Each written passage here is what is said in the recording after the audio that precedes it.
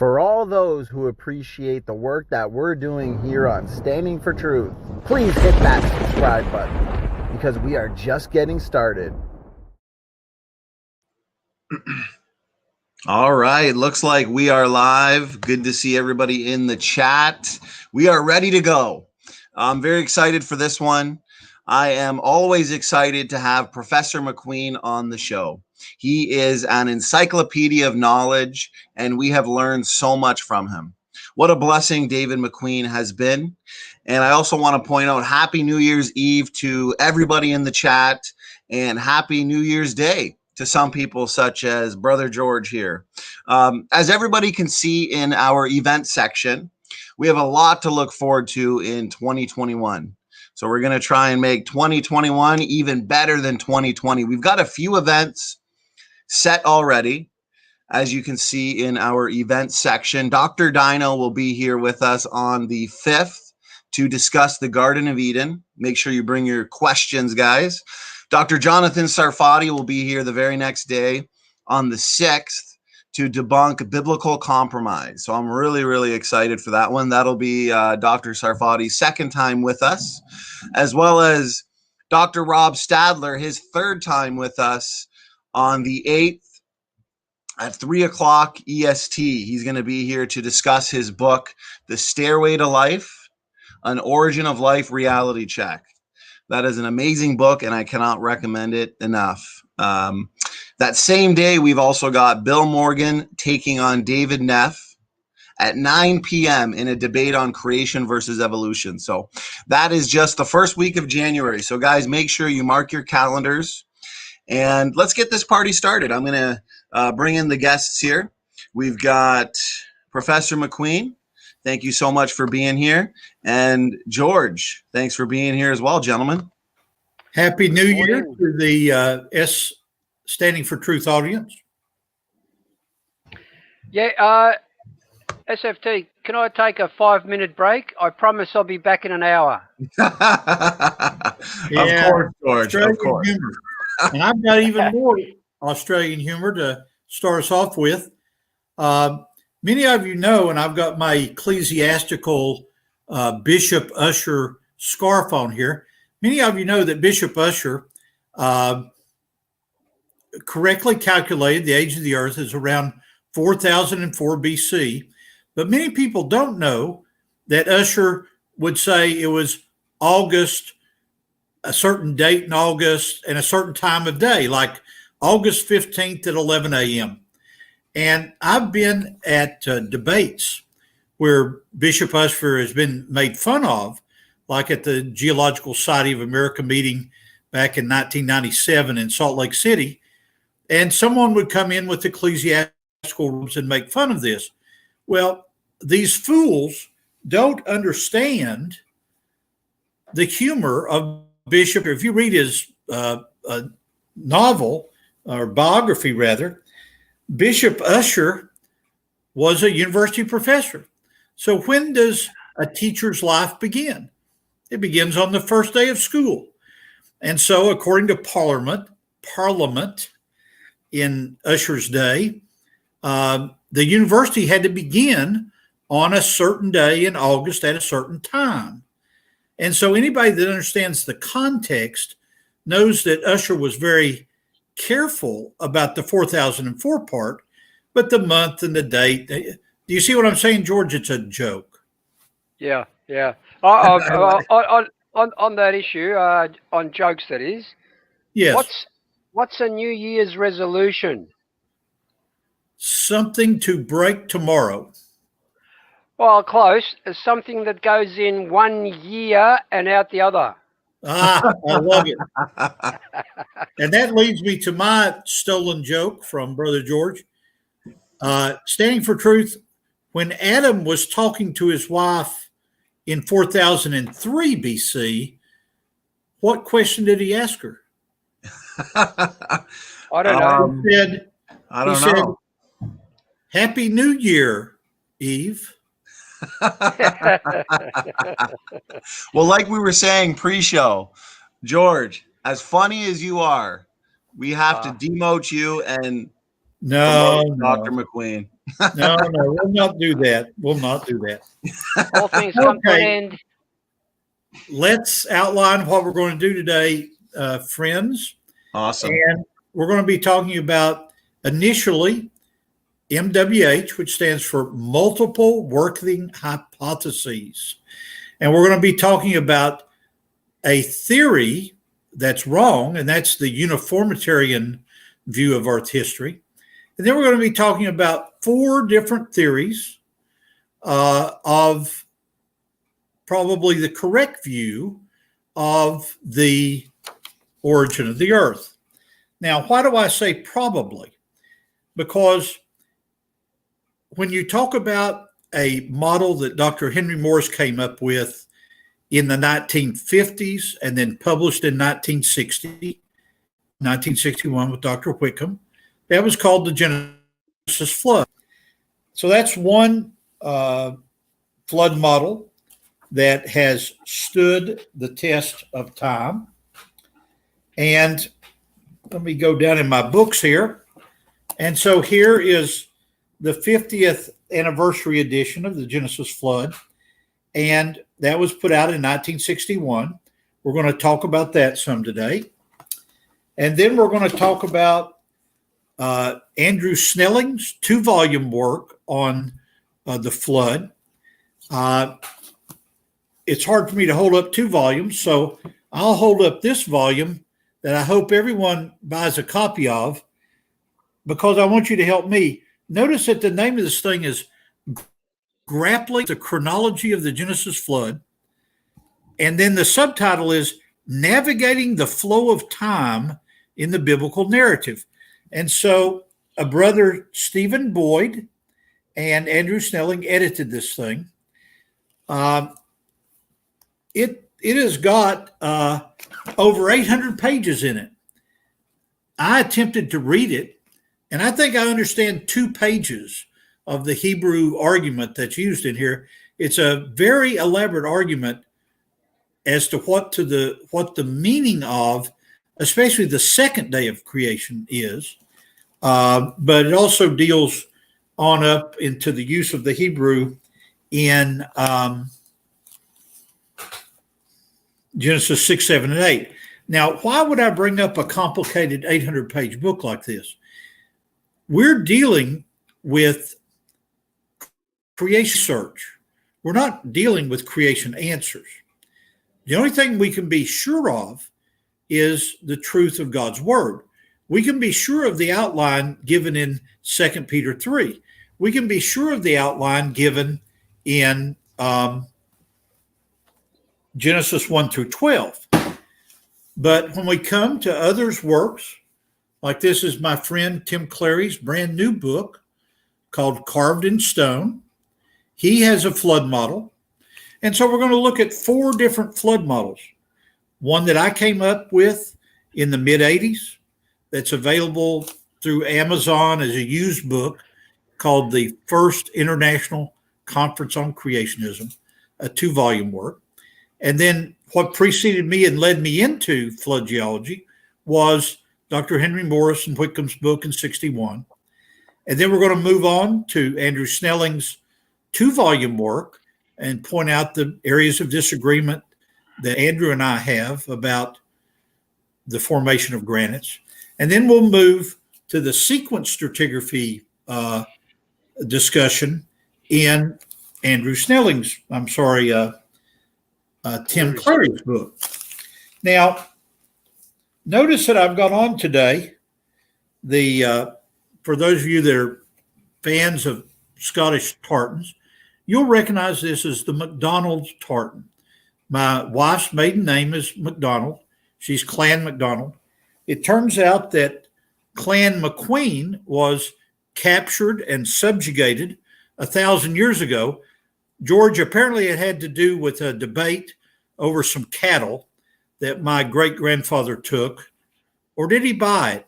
Well, the McDonald clan claimed that he had stole the cattle, so they subjugated my clan. And since I'm coming up on 50 years of marriage, it proves that the McDonalds still subjugate the McQueen. Little bit of Scottish humor there. Now, what would the third tartan mean? What is this tartan about? Well, my wife and I hope in a year and a half to go to our first Renaissance festival. And so as a Christmas gift, she gave me a knight's tunic, which in part was this tartan. And I looked it up on the internet. This is the tartan that you wear when you mourn, like at the death of somebody or the death of a theory. George, you understand what I'm saying? Yes. Yeah, And so we're going to bury evolutionary geology today. So it's appropriate that I should wear the funeral tartan to this little exercise we're going in. All right. Now, we have to begin as we do in science classes. So go back with me to this idea of multiple working hypotheses. I'm going to show you an object that is from the 1930s.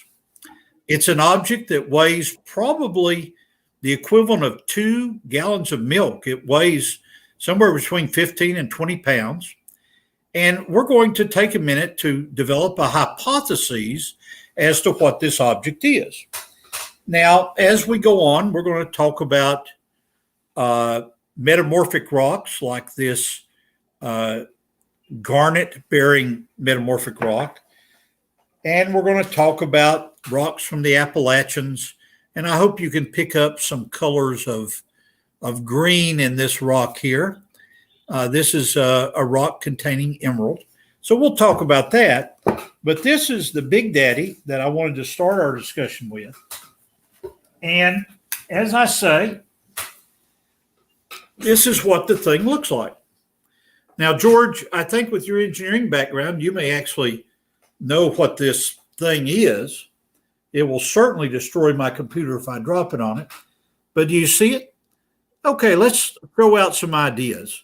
If you know what it is, don't waste your money sending it in as a super question or whatever it's called here on Standing for Truth.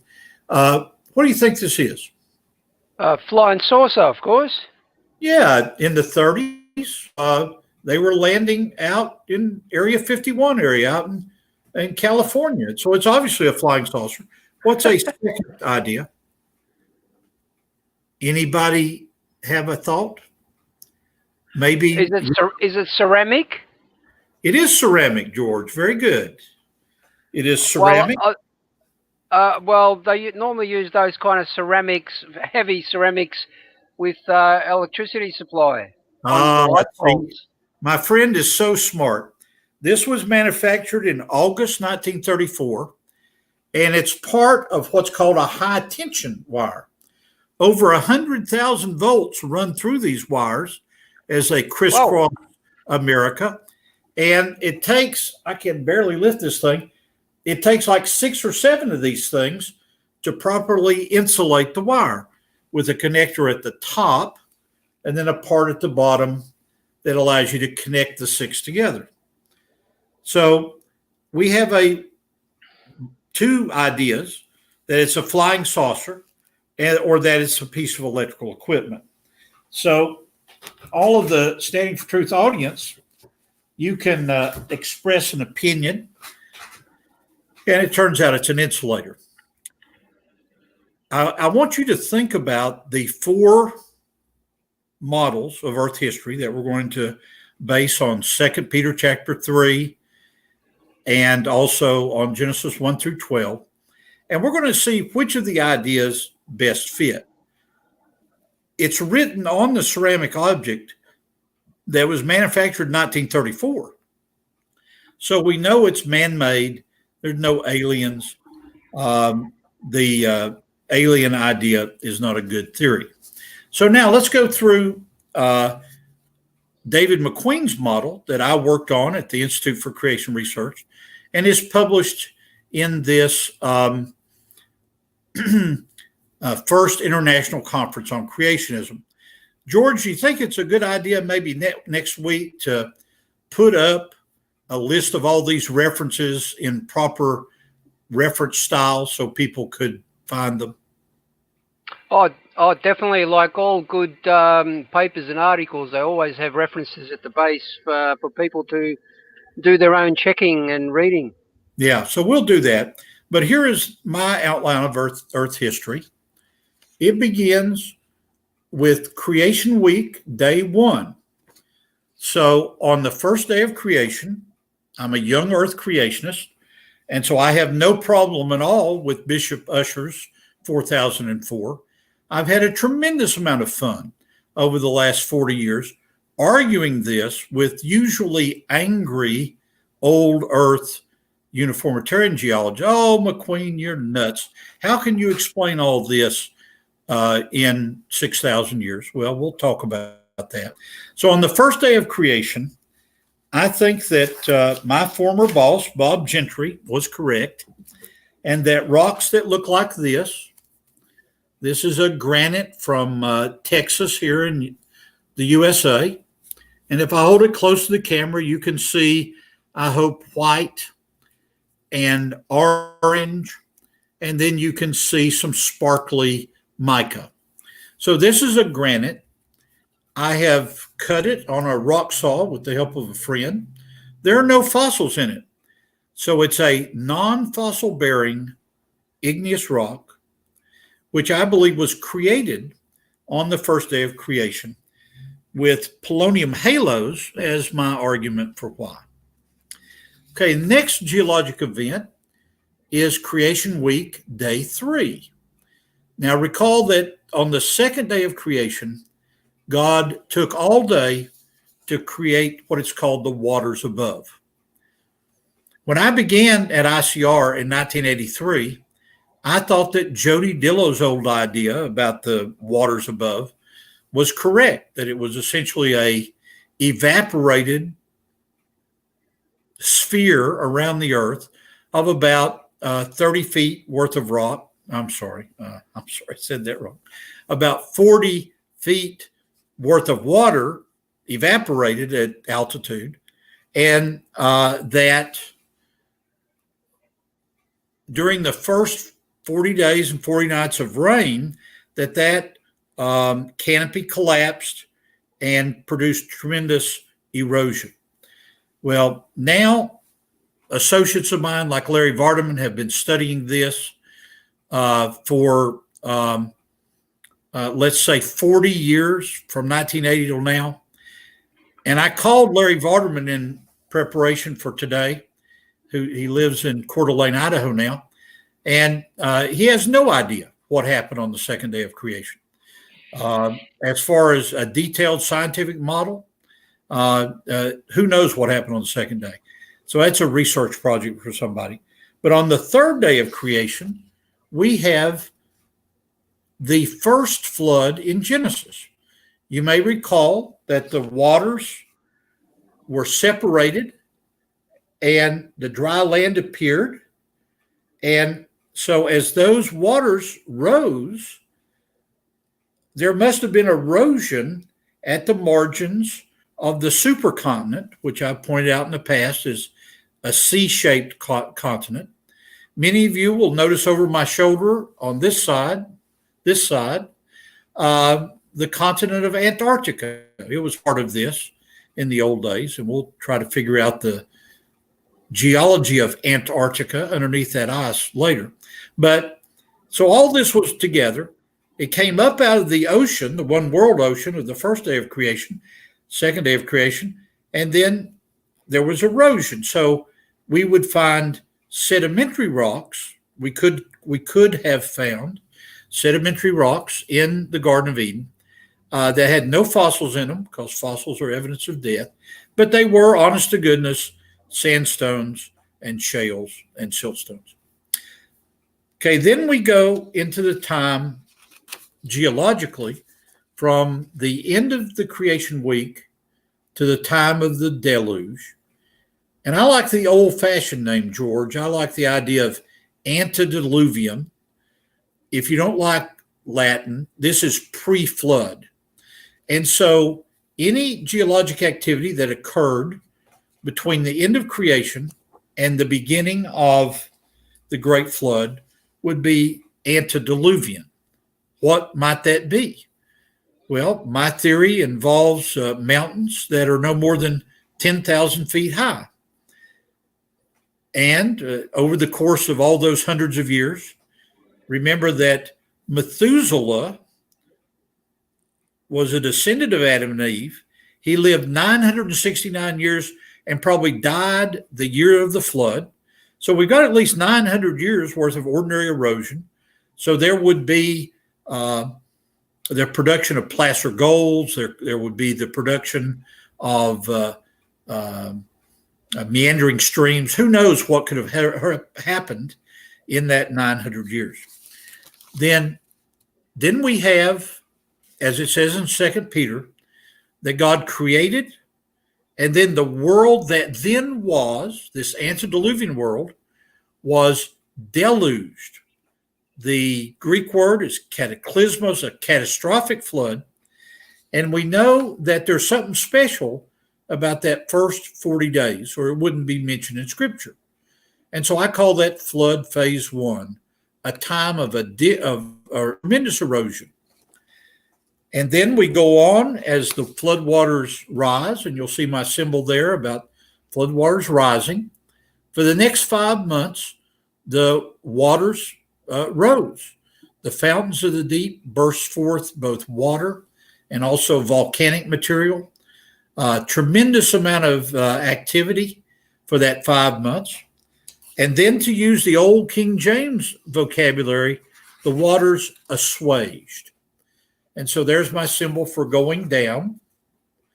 And that lasted 6 months. And biblically, we're now at Genesis 8:1, if you're taking notes. Then after the flood was over, we have what's called PFRC. George, you want to take a shot at what my acronym might mean? PFRC. Pre-flood, I don't know the RC. Okay, it'd be post-flood. It's after the flood. Post-flood residual catastrophe. And so one example of what happened during this time is when I taught, I always taught it as the not ice age, but ice moment. So during this period of time, there was very cold weather. During this period of time, the descendants of Shem, Ham, and Japheth went all over the world. Those that were led by the Holy Spirit into Europe, many people think the descendants of Japheth, they then lived in caves, as we've said before, not because it was the stupid thing to do, it was the smart thing to do because of the constant temperature. So that's, how long does that last? Well, this is my view. Post-flood, post-Abrahamic. In other words, that period from after the flood lasts up until the birth of Abraham, which we know both biblically from Genesis 5, 10, 11, is about 2,000 years after creation. Bible archaeology shows it's about 2000 BC. And so any geologic activity that occurred from the time of Abraham's birth up until some recent time, we're going to call that post-flood, post-Abrahamic. Now, obviously, as a geology theorist, I can begin the recent period of geology anywhere I want. So I like Martin Luther. I like the fact that he tacked his ideas up on the chapel door. And so let's say anytime after Martin Luther, we'll call that a recent sediment. What's an example of that?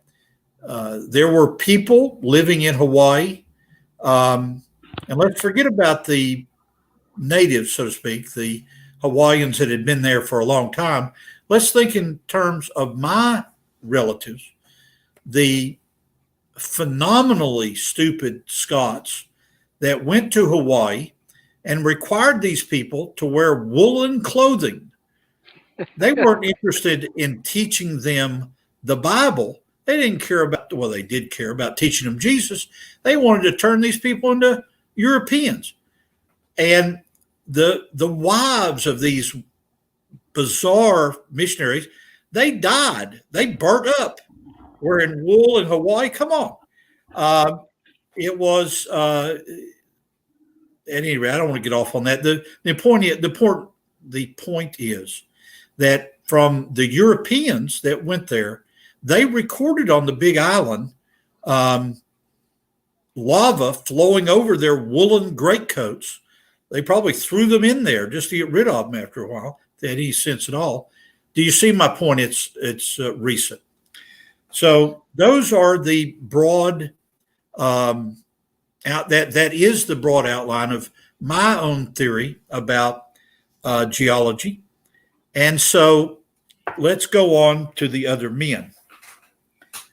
I have found in my life that this book that my Bible college English teacher suggested that I buy, that's something, isn't it, George, to be recommended to go down and buy a book by your English teacher. And it turns out it changed my life. So I bought this book in, what would it have been, 71, I guess. And I began reading it, and it was revelatory. So I continue, I've been reading this book for 40 years. Actually 50 years. And it was around 10 years before that. Let me give you an example of Dr. Morris's write-up. Now, many of you probably know that Dr. John Whitcomb wrote the theological sides of the book, and Dr. Morris wrote the geological sides of the book. And so in the book, and the pagination is the same. In the book, it has a chapter 6, a scriptural framework for historical geology. But Dr. Morris's flood model doesn't begin there. It actually begins back on page 1. Page 1. Listen to this, George. He says, in harmony with our conviction that the Bible is the infallible Word of God, verbally inspired in the original autographs, we begin our investigation of the geographical extent of the flood with the Bible. I think that's a great comment. I think I'll pause and let George react to that. Well, that's a nice way to start the book off. Before we go on, David, I actually grabbed an old atlas of mine. Yeah. And I took the scissors to all the continents and joined them up, and I got pretty much a C-shaped continent that you drew, I think last week. Yes. So it does confirm that C-shaped Pangea, if you like. Yeah, exactly. Yeah. Well, let me read on here. He starts the whole book with the argument, the depth of the flood. Now, why would these men who worked on this book all through the 1950s, they spent every summer vacation together, according to his son, Dr. John Morris, who's told me this story. They worked 10 years on this. Why would they start on the depth of the flood because it was so prevalent in the 30s and 40s for people. Oh, the Genesis flood was just a local flood. Well, listen to what they say here. One of the most important biblical arguments for a universal flood. Now, that vocabulary is now called global flood, is Genesis 7, 19, and 20. And let me read it from the King James. Actually, no. Dr. Wickham had a hand in this. All the scripture quotations are from the ASV, the American Standard Version of 1901. Interesting. But at any rate, and the waters prevailed exceedingly upon the earth, and all the high mountains that were under the whole heaven were covered. 15 cubits upward did the waters prevail, and the mountains were covered. And one of the points that Dr. Morse makes in the footnote is that even though Mount Ararat is 17,000 feet high, that doesn't mean that Mount Ararat, I get excited and begin to speak too quickly.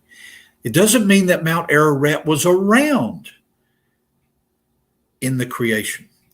The theory I've come on to, in part because of the work of this guy, Jody Dillow, was that the highest mountains before the flood were 10,000 feet. And then he goes through that all the way up to the work of the 6 days of creation, the antediluvian period, the deluge, the modern post-deluge period. George, are you seeing a pattern in this multiple working hypothesis? Because all four of us have based our ideas on the Bible.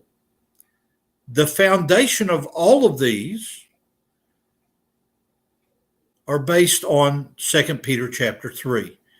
There was a creation. There was a world that then was, the antediluvian time. There was the catastrophe. And then there was the post-flood time. So every true flood geology model must acknowledge those four things. Now, let's talk for a moment before we open up the question time here. David, yeah. Can I add something? Yes, please. I get annoyed at people that say it was a local flood. They are effectively calling God a liar, and I'll tell you why. If it was a local flood, why would God ask Noah to build a boat, probably over 100 years? Yeah. And why didn't God just say, Noah, move? And the other thing is, of course, birds fly. Birds could have flown to a higher spot. Right. So I can't understand how they use that local flood. Yeah, and I have worried about this. Well, not worried. When I began college in 1970, I thought that God used evolution to create all we see. So I started out, ironically, at a Bible college, believing that God had used evolution. By the time I got to my junior year of geology at the University of Tennessee, I had changed my thinking into a young earth creationist. And so that's important. Now let's go to Dr. Andrew Snelling's book. It's a two-volume book that took him years to write. Everybody should have that on your shelf. I think it's called Earth's Catastrophic Past, as I recall it, but I don't know. The point of my bringing it up is Dr. Andrew Snelling and I have been talking for years about the difference between my old mentor, Dr. Bob Gentry's ideas about radioactive halos and granites. This is muscovite in this Texas granite, but at any rate, this is a good example of a granite with orange orthoclase feldspar, clear quartz, and white feldspar, and then the dark mineral that you see there. Dr. Andrew Snelling believes that there are several places on Earth that he could take me. One place is in Australia. Another place apparently is in the western United States. He said there are places he could take me, and it would take us a day to do it. But we get our rock hammers and we begin walking up this outcrop. And Dr. Snelling believes that he has evidence, I should say, that some of the flood rocks that we start out in get metamorphosed into marbles that look like this. But more importantly, as we get out of this contact metamorphic zone and go further up, they are honest to goodness granites. And in his view, granites that were formed during the tectonic events of the Great Flood. So once again, I'll leave it to you to explore Dr. Snelling's very elaborate book. And he does a wonderful job. But again, what is my point? The point is, when you read through the 2 volumes, hundreds and hundreds of pages, it starts in creation. There's a post-flood, starts in creation. There is a pre-flood, antediluvian time. There is the flood year. And then there is a post-flood time. Now, a lot of my geology buddies in creation science, people like Dr. Steve Austin, Dr. Andrew Snelling, they have certain limits on, or they have put certain limits on my Scottish humor over the years.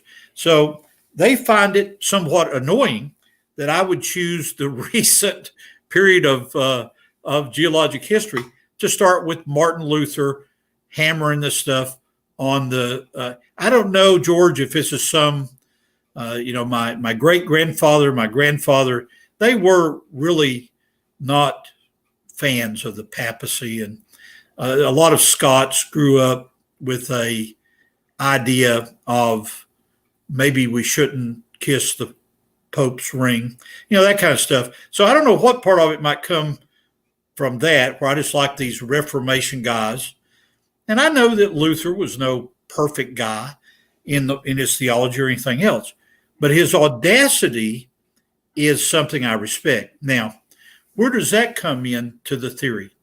That comes into it with my advice to the young people. And I define, since I'm going to turn 69 years old in 2021, young people is anybody under 50, I guess, or the age of my own children. My oldest son is 42. So as you think about this, I want you to be audacious.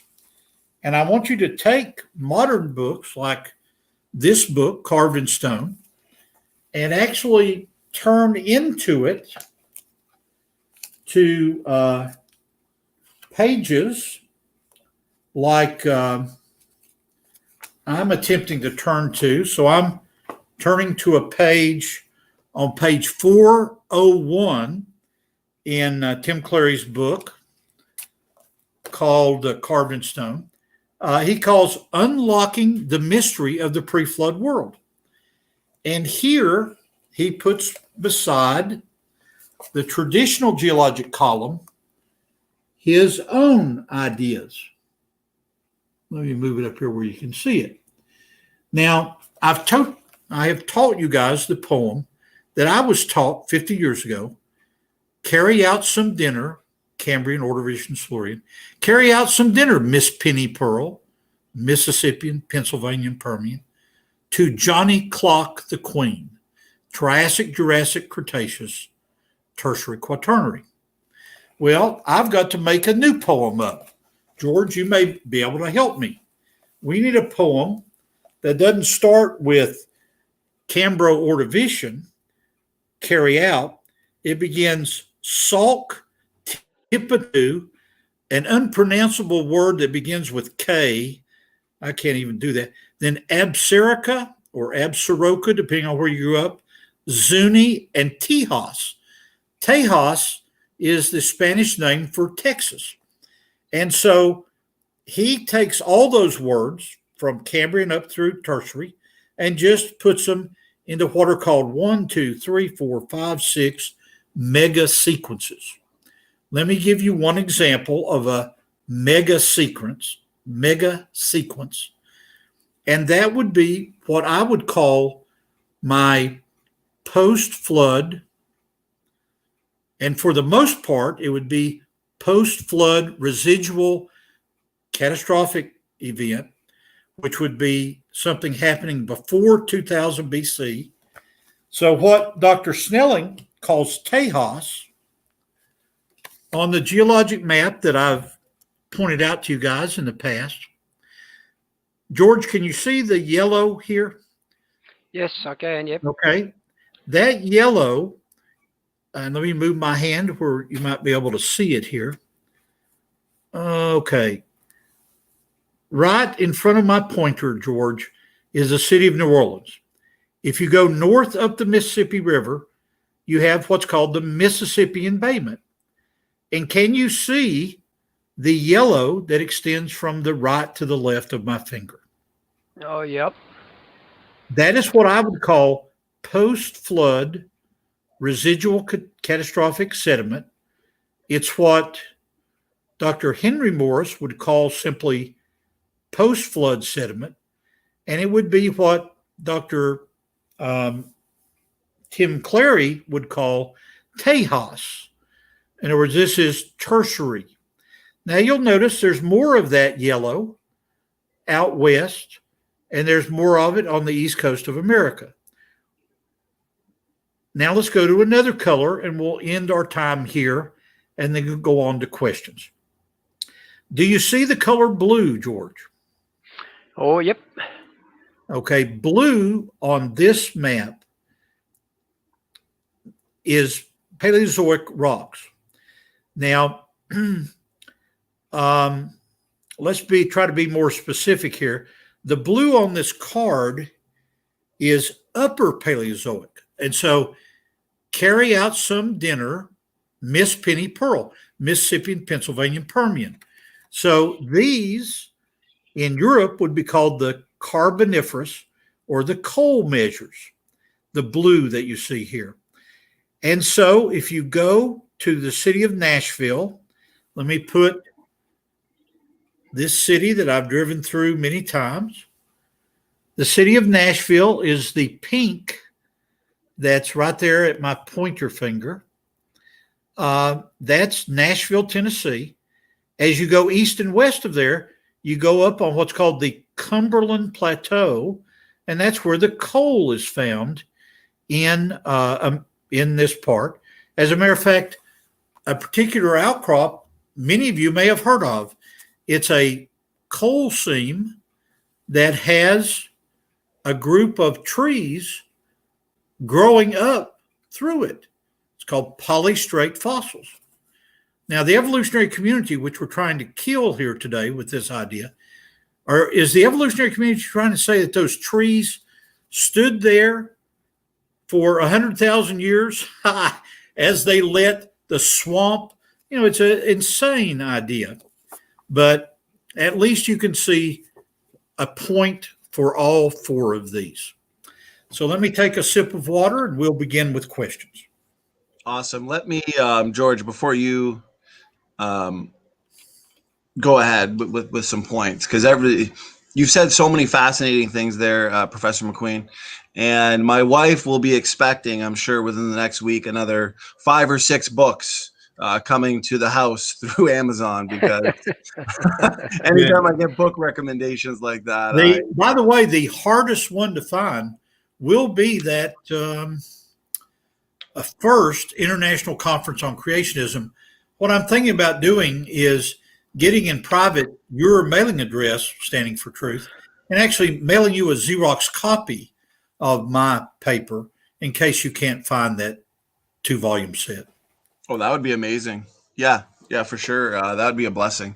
And then also I wanted to point out too that the biblical compromisers, when they deny the global flood, the worldwide flood, They Yes. have no justification for it from Scripture, and I find it funny because 2 Peter 3, the three events being denied by the scoffers, Yes. Professor McQueen, are the creation event, which is Yes. a universal worldwide event. Nobody would say that the creation event was local, right? Correct. And the flood, right? The world that then was being overflowed with water perished. Exactly. And the following event that the scoffers deny is the coming judgment by fire, also Exactly. a universal event that nobody would ever say is just local, right? When Jesus Right. returns. Right. Why in the world would we then interpret the middle event, the flood, as a local, right? There's no justification to just make that one local. No. If the other two events are universal, then the middle event, the flood, should be universal as well. You know, that would be the most proper way to interpret the Scripture. Go ahead. I want to express my thanks to you, Standing for Truth, because in my years of studying this, I've heard a lot about 2 Peter chapter 3, but the point you just made is unique to me. I will take another sip of water and actually write that down. No problem, brother. Yeah, I've always been fascinated with 2 Peter 3, and I found no way to justify a local flood in there. Yes. Especially when the antecedent of the coming judgment should also then be a universal event. So I just wanted to point that out, especially for maybe some critics in the chat. Now I do have some really solid questions too coming in, but before I get to those, George, I want to give you the floor, brother, in case you had a few points you wanted to make as well. Yeah, thanks. When David mentioned carboniferous layers, my memory quickly went to and I'll give you some references here. The Bulletin of Geological Society of America, volume 44, pages 951 to 964. These were the proceedings of the Paleontological Society of 1933. What they found bird fossil footprints in supposedly 300 to 360 million year old carboniferous layers. Now, for those that don't know, that's 200 million years before birds had supposedly evolved. Now, because they can't explain that, they call this out of place fossil.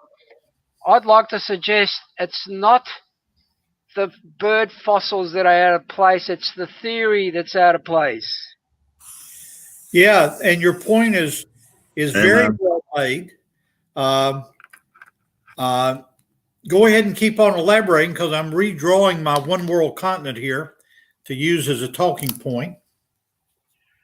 Oh no, there are so many examples of what they call OOPARTs, that is out of place fossils, that they can't explain. Yet we're supposed to accept it as just an anomaly, like a lot of other things. Yes, those of us that are married to redheads know that Eve was a redhead. So I want to put Eden on my map in red to honor my wife and all those other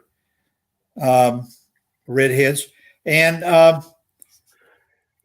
use this as a talking point. The idea that I've come up with over the years is that the continent, the one world continent that George and I spoke about earlier, would appear from space as a sea. Now, as my wife and I have taught fifth graders or 10-year-olds here in America, we say that that's God's comment on creation. I created this.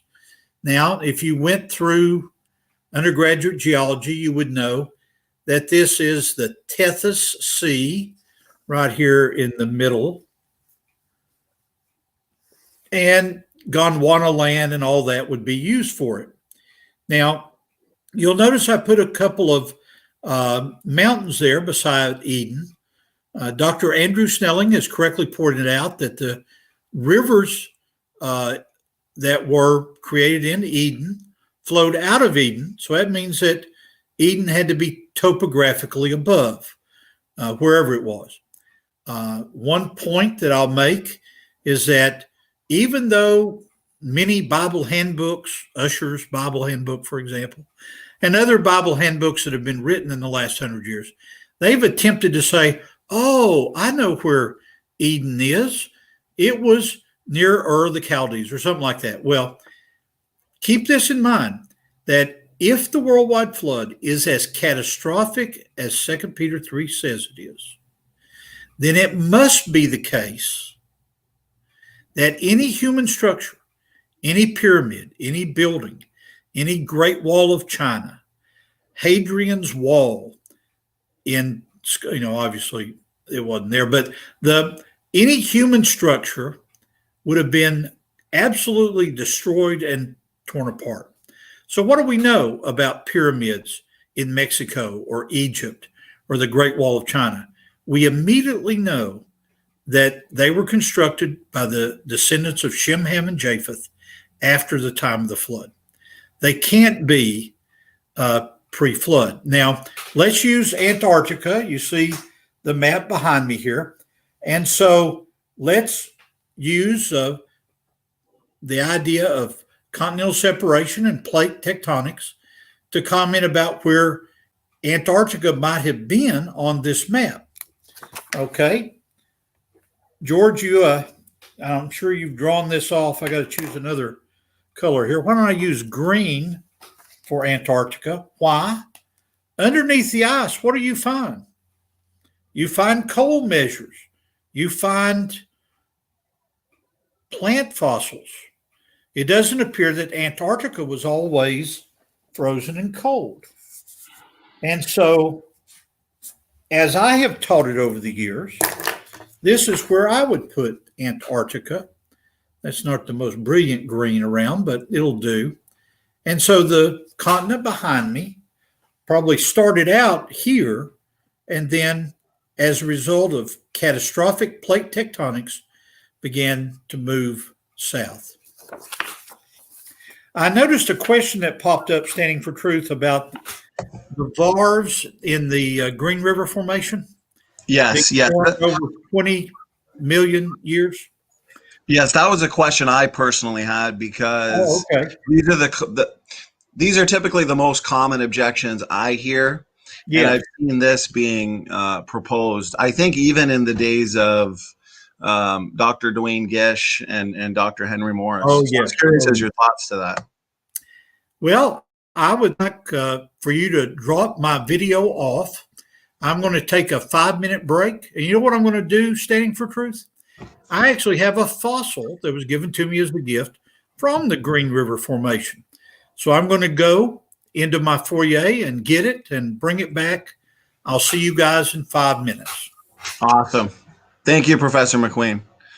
Take your time. It's okay. And let me... if you would drop my video out, please. Okay, guys. So while Professor McQueen goes to get that fossil, George and I want to let everybody know to make sure you're here next week. Mark your calendars. We got a lot of events, especially for when Kent Hovind is here on the 5th and Jonathan Sarfati on the 6th.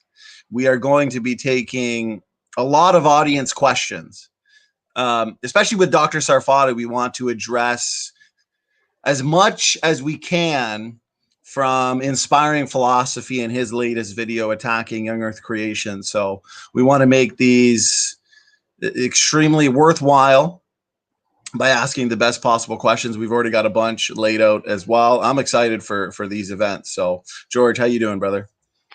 Yeah, good, SFT. I was just going to add to the VARs. There's an excellent article in ICR. It's effectively refuting biologos.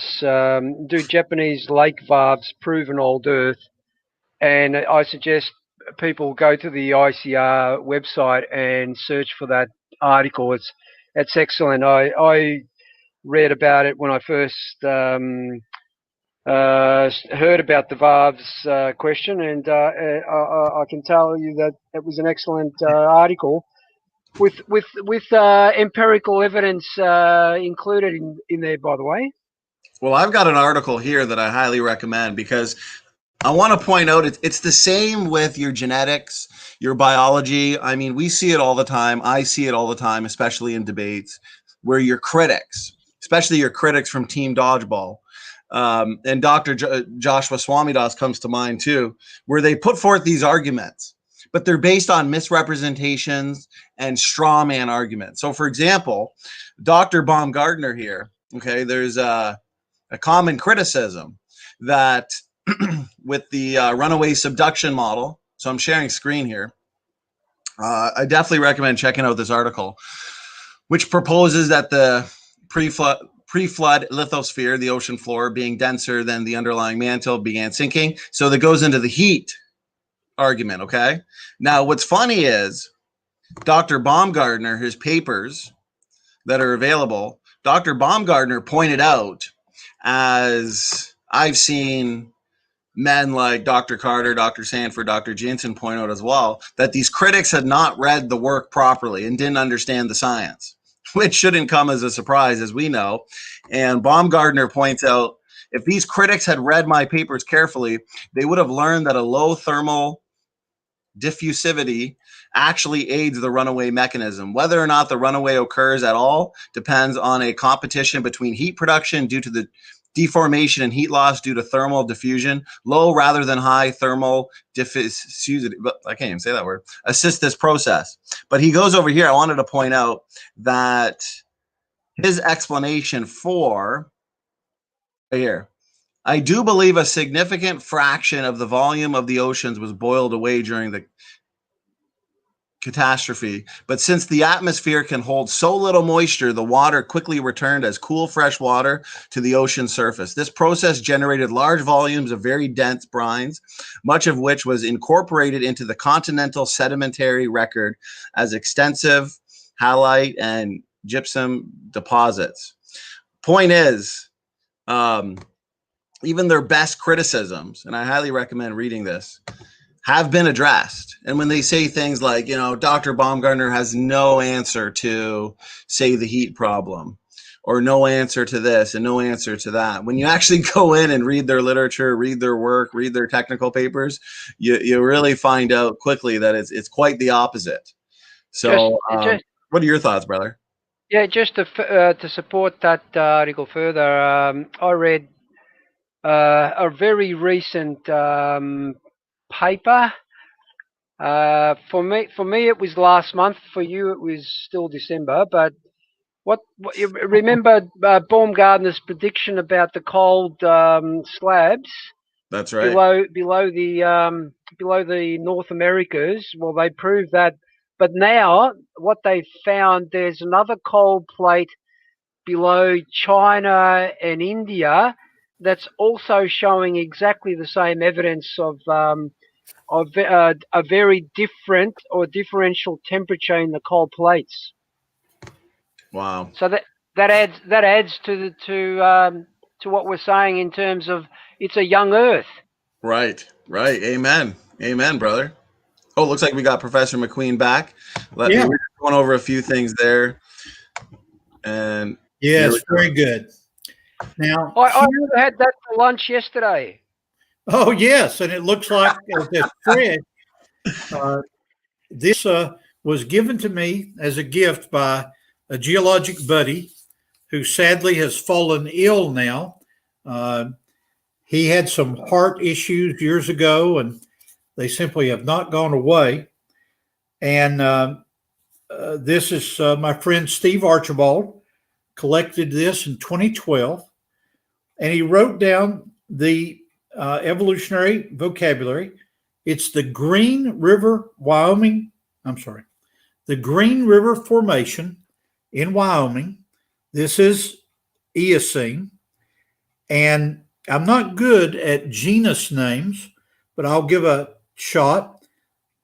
Diplomyces. Here's the actual spelling of it for those of you that are better at pronunciation than I am. But let's think about what we're seeing here, because it is truly remarkable. George joked about eating this yesterday, but it looks like you really could. You can figure out the genus and the species of this creature. The Green River Formation is a number of flat beds like this, and you can see a piece of another fossil, if I can get it going correctly, here on the back. And so the challenge has been for years, how in the world can you explain layer after layer after layer of these in the Eocene of Wyoming? So let's take two approaches. I will give you my explanation, and then we'll we'll play a game. I have found over the years that any broad category of flood geology discussion is contained someplace in the Genesis flood. If you want to talk about the origin of salt deposits, if you want to talk about the Green River Formation, if you want to talk about pleochroic halos even, unbelievably, in the years from around 1940 to 1960, during those 20-year period, Dr. Henry Morris studied these things out. So after I tell you my idea, we're going to see if we can find in the index Green River fossils and see what he said. Now, this thing was finished writing probably in 60. So 60 to 2000 is 40 years. And so that would be 60 years ago, right, George? Yes, I'm just writing something, David. Okay. Don't want to forget this point that I want to make later on. Okay, go ahead and write that. I think it's 40 plus 20. I think it's 60 years ago. But at any rate, let me tell you my idea.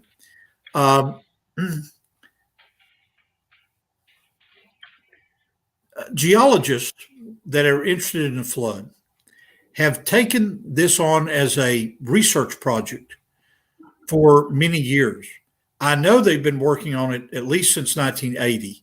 So they've been working on this for 20 years up to the year 2000, and then an additional 20 years. What they have shown is that if you have a catastrophic movement of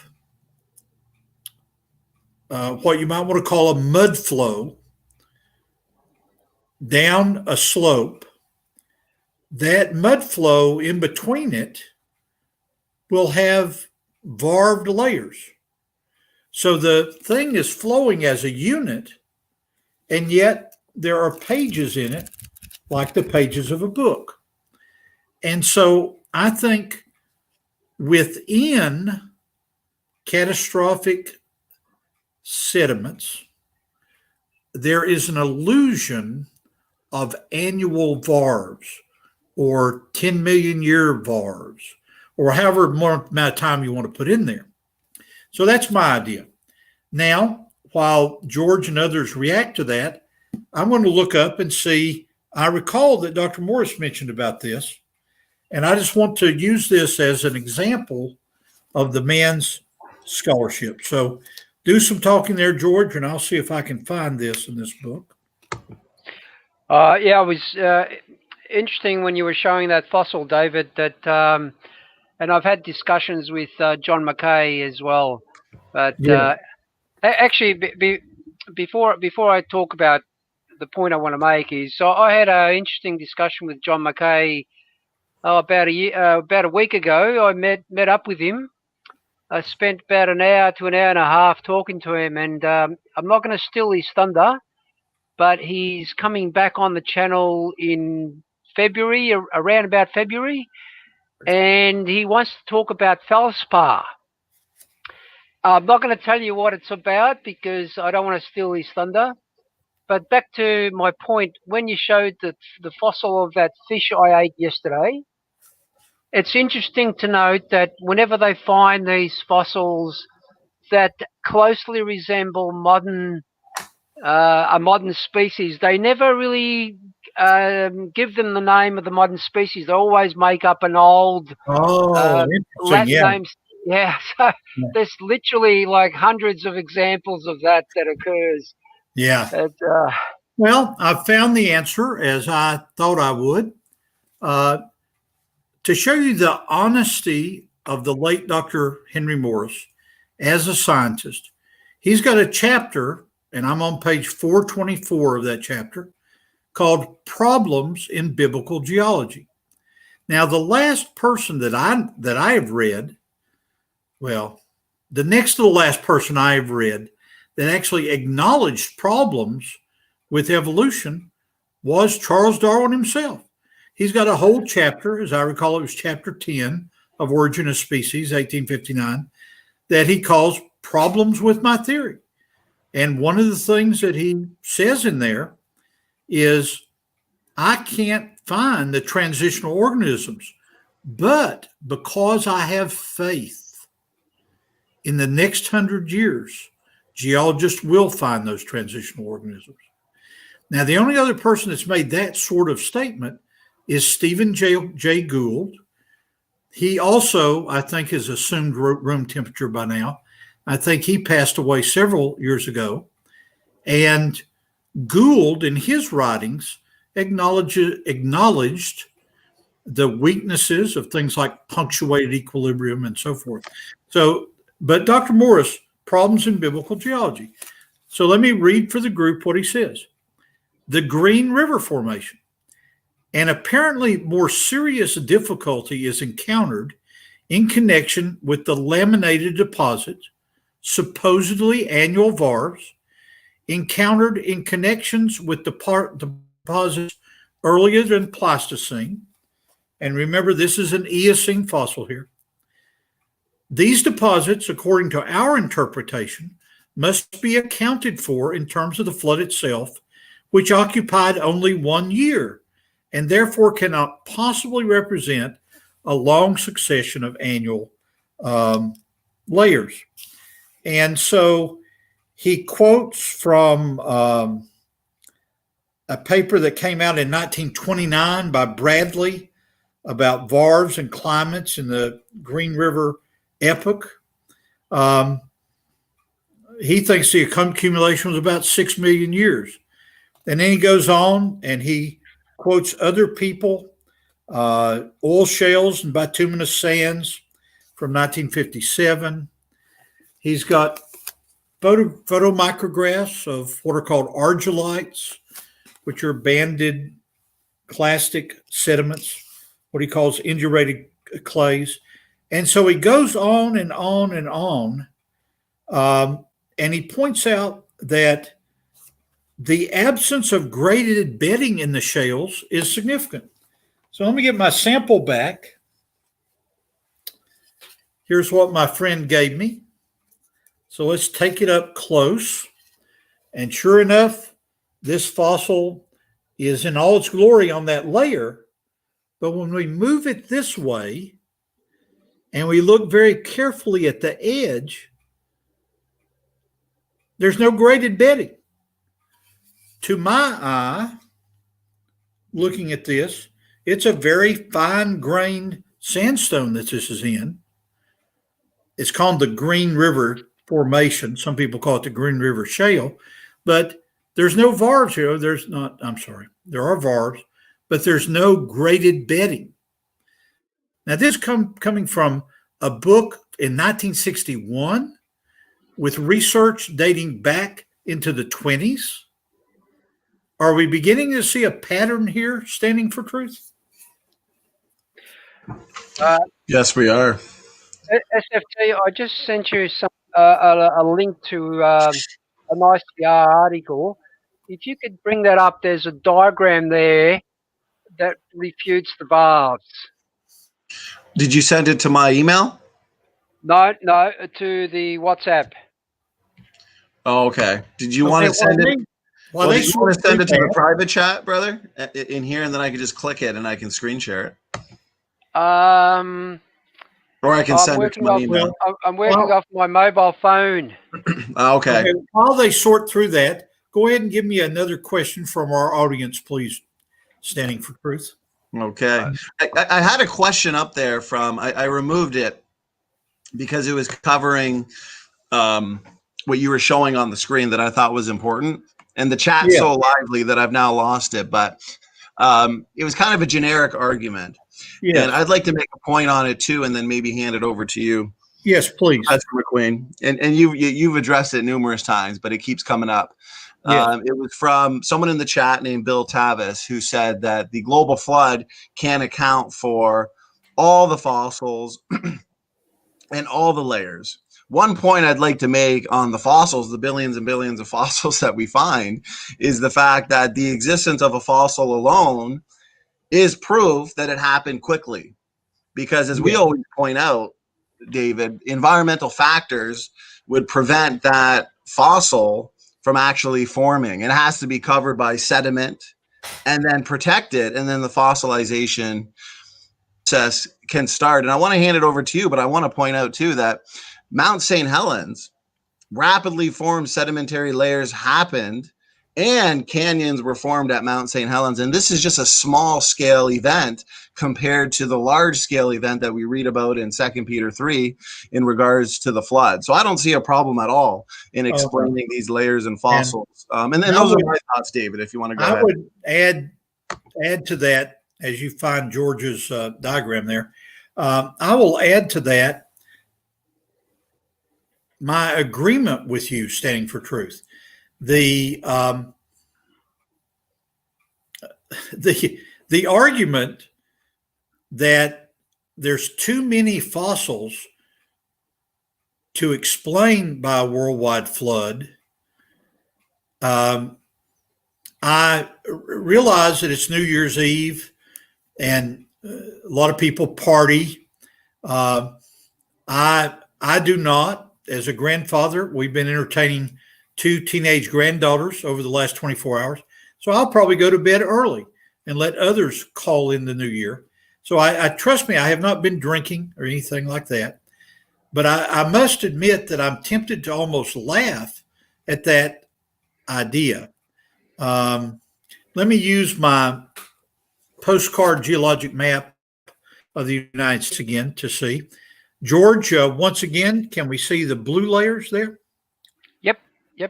And then underneath those blue layers, like a layer cake, do you see pink? Do you see the color pink? Yes. Underneath it. Well, it turns out that's underneath. So the way to think about this as a birthday cake, the pink is the bottom layer, the blue the next layer, and the yellow is the icing. And so a lot of the blue that you see, and let me put my finger on it, a lot of the blue that you see near my pointer finger here is in the Appalachian Mountains, folded and faulted, and then also in the valleys leading over to Lake Erie, the Michigan Basin leading down to Chicago, in Illinois.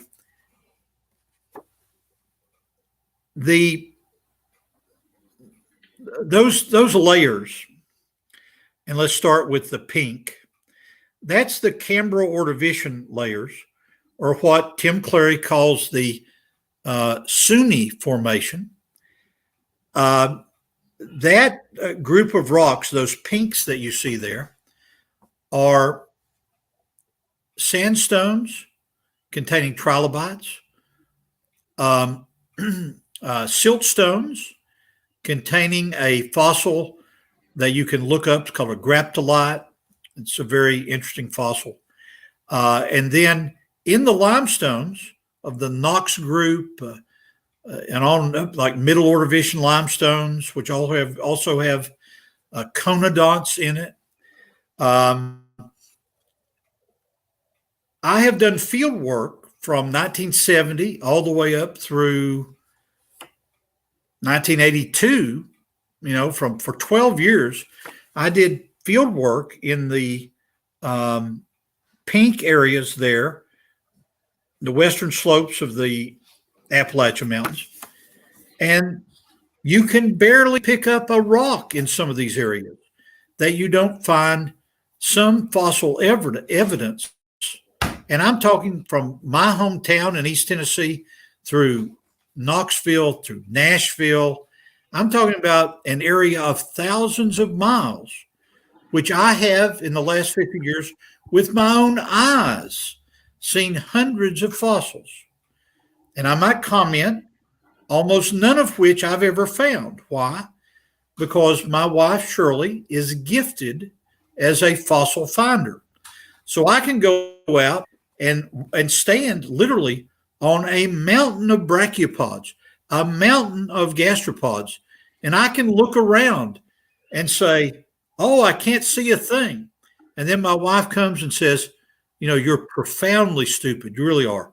Look at your feet. And there they are. I don't understand it. But the point is that there are millions of fossils in the European equivalent of those pink rocks. And you might notice that pink goes all the way up into the state of Maine. Why would that be important? It goes completely across the Atlantic Ocean over into Scotland, Wales, England. And then it goes from there to the rocks in Europe. So the other mega sequence, David, is the limestone layer. It extends pretty much from England all the way through to the Middle East, to the Americas, even to Australia. Yes. And so I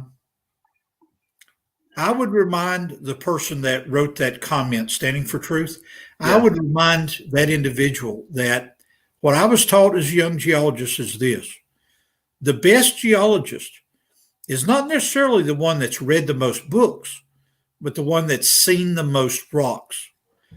And I can testify that I've done field work in South America, Eastern Turkey, Israel, Germany, Scotland, Canada.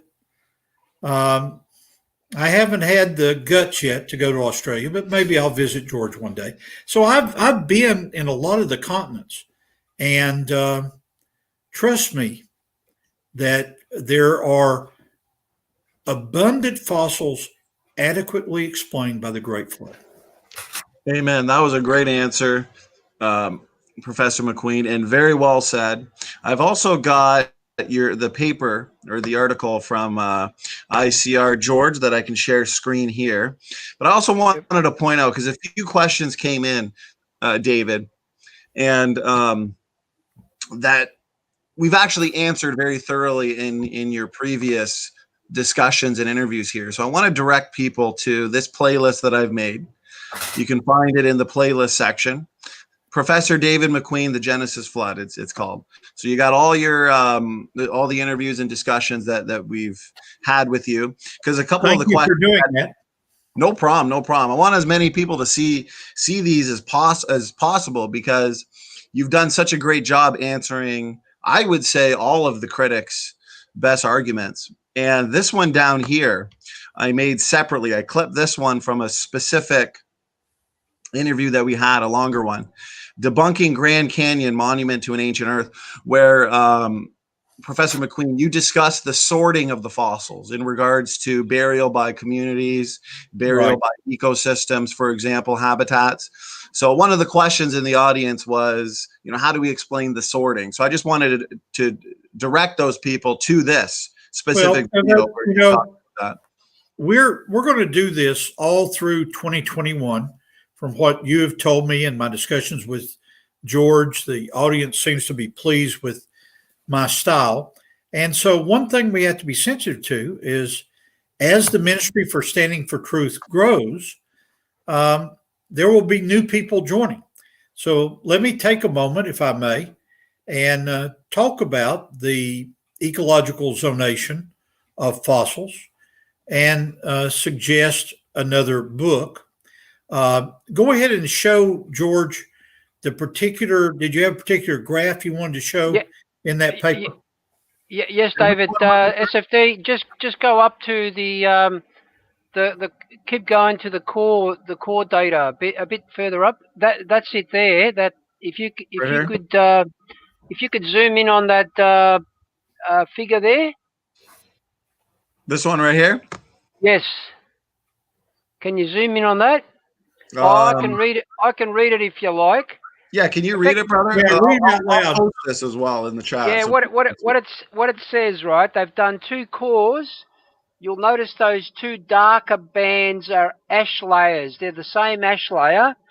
And the comment below it says, if varves can be relied upon to represent annual layers, then the number of varves between the two ash layers should have been the same in both Lake Sugetsu cores. But this was not the case. Can you see the difference in thickness of varve layers between those two ash layers? Yes, I can. Yeah, I can see what you're saying. Yeah. Well, that's why I said that's a great article for anyone Yeah, to this is read awesome. if they want to Now, see which how to issue, explain varves. which issue is this, George? Well, somebody mentioned Facts and varves as disputing a young Earth. So this is See, on the BioLogos site? No, it's ICR, but Oh, really? Okay. It's ICR debunking are of refuting BioLogos. BioLogos. I'm going to put that Okay, in the good. chat for people. I'm going to post a link in the chat, Okay, good. and So, we let can me hand go it back over to to David. Let me go back to my point standing for truth. As 2021 rolls in, I anticipate that we'll have dozens of new viewers. So I don't mind answering the same question twice. So let me go ahead and take a shot at this matter of the zoning of fossils, okay? Awesome. I appreciate it, David. I really appreciate it. No problem. So let me get my pad out here. And I can use, as an example, the part of my model that I call flood phase 2. This is after the initial catastrophic breakup of the fountains of the Great Deep. And I hope that the viewers can see that the reason I bring out the 40 days and 40 nights is a couple of reasons. The Holy Spirit must have had some reason to put in there the 40 days and 40 nights as being a break point in the flood. Now, a lot of the fifth graders that we teach, a lot of the 10-year-olds we teach, and sadly, a lot of 60-year-olds in this audience maybe think that the Great Flood lasted only 40 days and 40 nights. And these are the same children, whether young or old, that think of Noah's Ark as this little toy boat and their giraffes sticking their necks out and stuff like that. So this is to dispel the myth that the flood was casual, not catastrophic. And so at any rate, the next 5 months, it says that the waters increase. And so let me use this diagram and get a black marker, which shows up better on my screen here at least, and draw off here 3 layers that, by the way, can be seen in East Tennessee.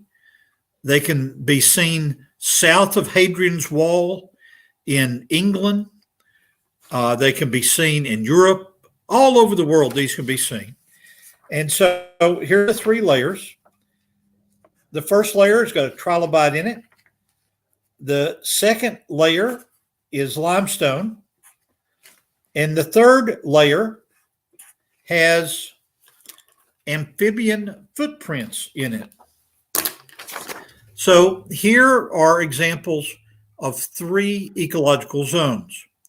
Why do we find trilobites just above the Zoroaster granite in the Grand Canyon, in what's called the Tapete sandstone? Why do we find trilobites in the Great Smoky Mountain area of East Tennessee? Why do we find them just above the faulting and the granites and the metamorphic rocks in Upper East Tennessee? They're called the Rome Shale, and there are trilobites there, red sandstones. If you go to Wales, you go back to one of my favorite pastors, who was also a geologist, the Reverend Adam Sedgwick. He got tired after a while of saying, okay, class, we're going to go to Wales. We're going to look for a sandstone with trilobites in it. It's got a green mineral called glauconite, and it's in the area where the old Cambrian tribe was. So Pastor Dr. Adam Sedgwick said, hey, why don't we just call it Cambrian? And so his students that saw it, they then went, and what did they say about the British Empire? At a certain point, the sun did not set. Where do you think these students went? They went to America. They went to Australia. They went to India. And what do you think they called a red sandstone with trilobites in it? Oh, let's take a wild guess. They called it Cambrian. And then the limestone above it, they called it Ordovician.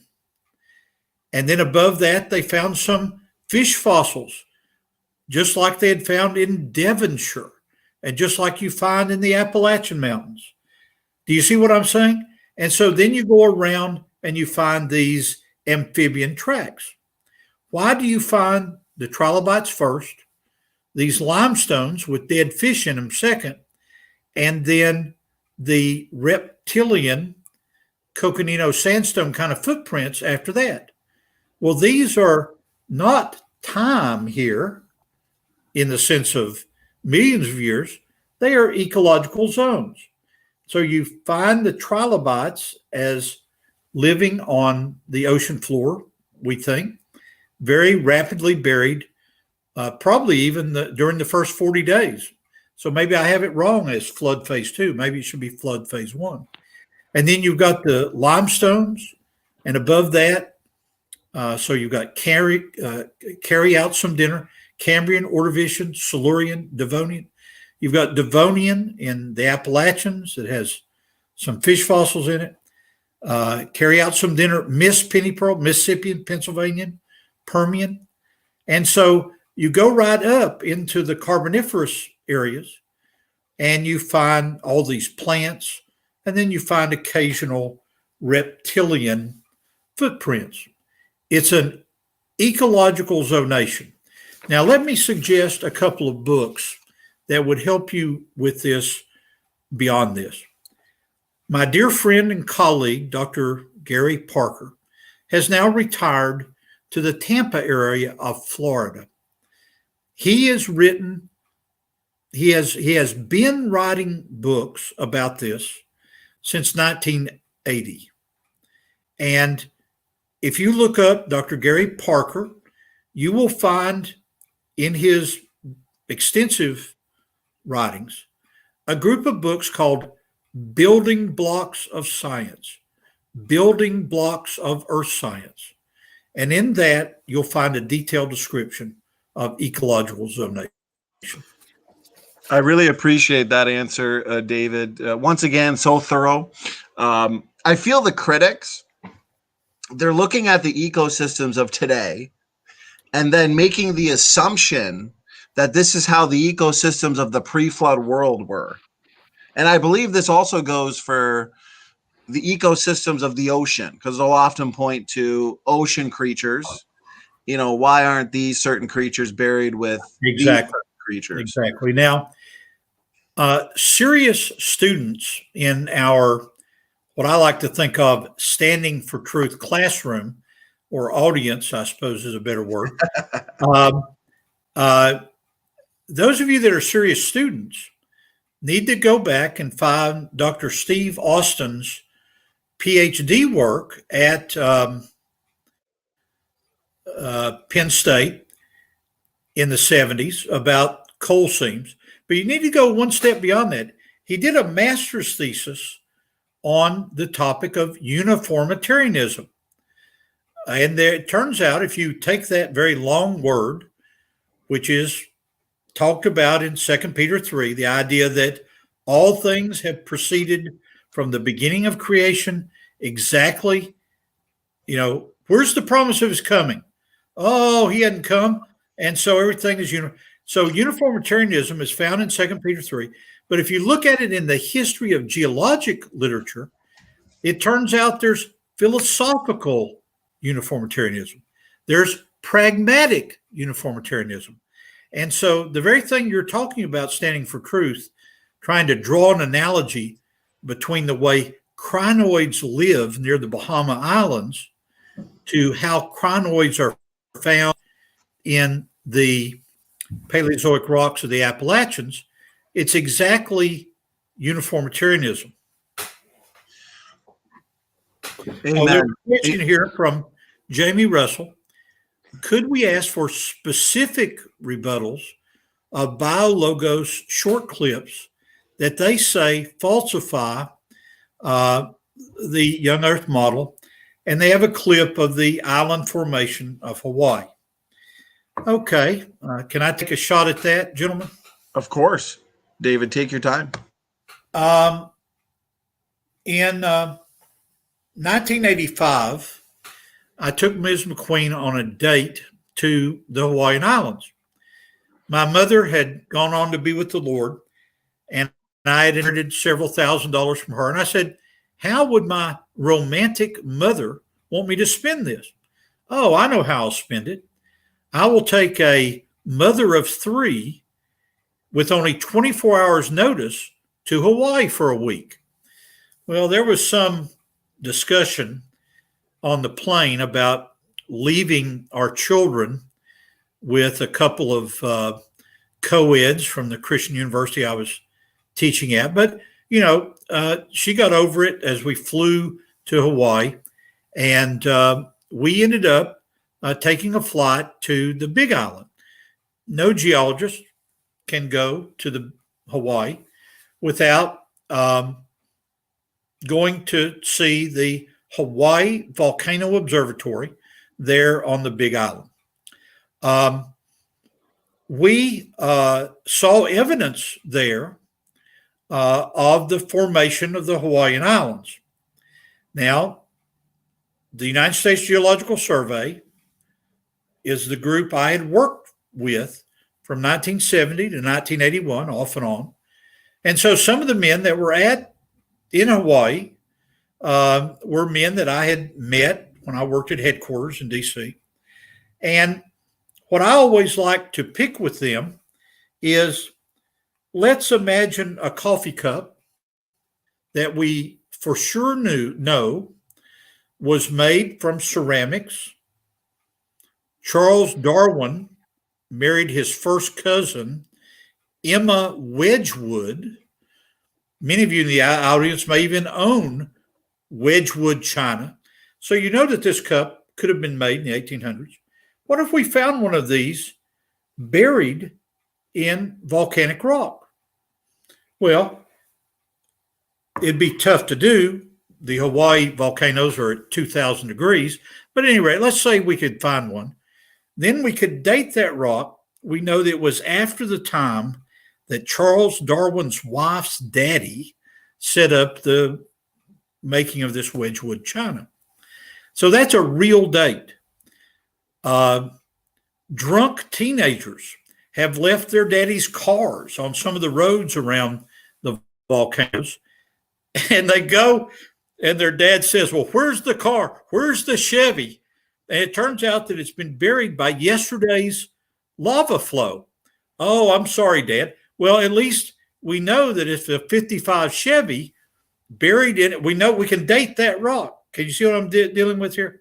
So as we as flood geologists look at the model of catastrophic flood geology, it's talked about quite a bit in Dr. Andrew Snelling's 2-volume work, we can see where the Hawaii Islands can form over a very active hot spot in the Pacific Ocean, beginning at the beginning of the flood. And you can do the math there, 4,500 years ago, and continue to bury your daddy's Chevy even in the 50s. You see my logic there, standing for truth? George? Yeah, David. It's interesting how for 150 odd years they've been claiming uniformitarianism. That is Lyell's "the present is the key to the past," Yes. and yet when there's been numerous examples that we found of catastrophic burials, etc. Now they're saying uniformitarianism hasn't been the consensus for decades, so they're changing their story. Oh, yeah. And that brings up a challenge I'll give to you, George.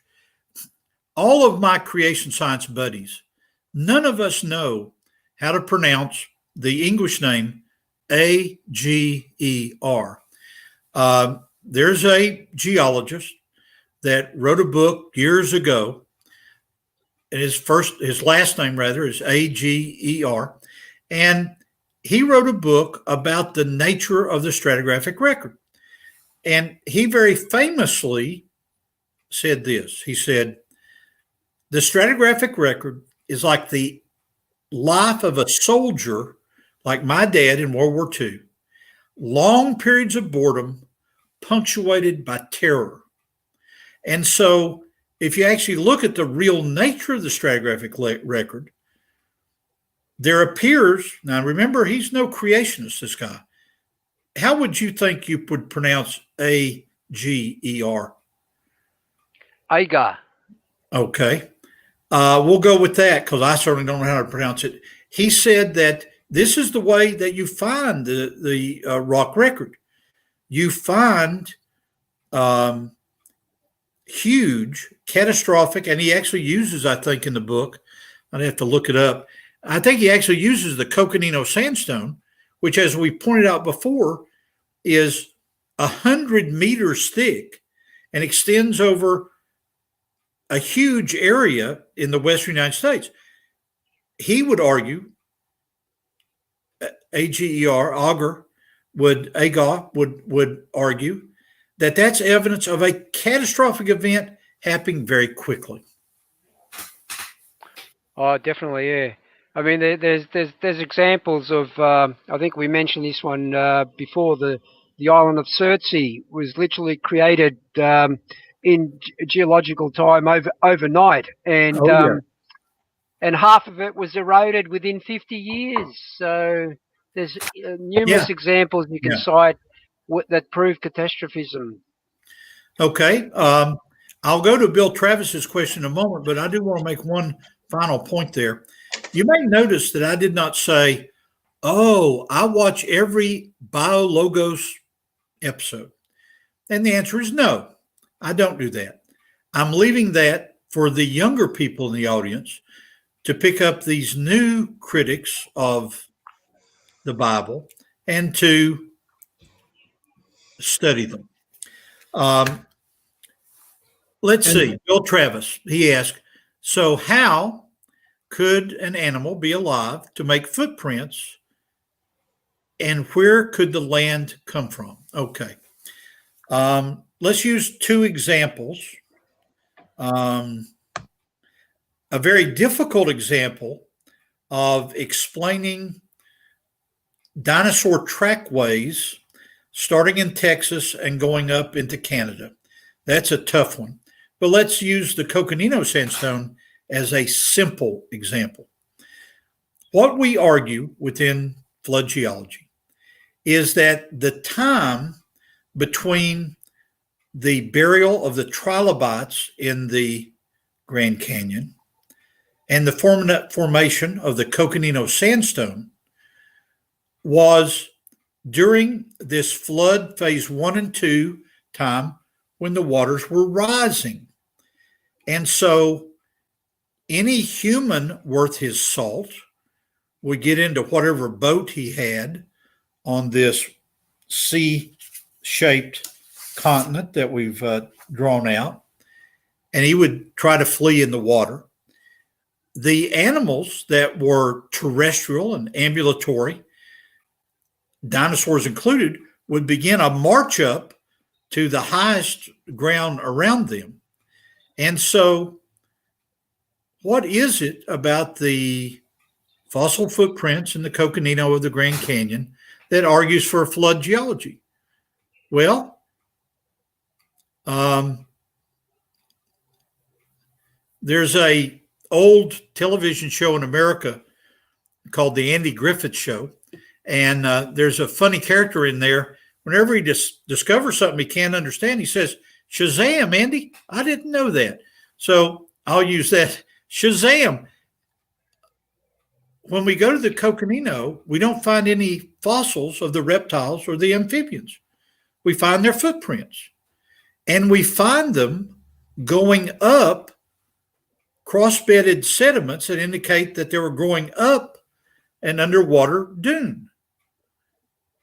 And their bodies were washed away, maybe to California, maybe to Hawaii. I don't know where they went, but I've hiked the canyon for weeks, 5 times in 4 years when I was at the ICR.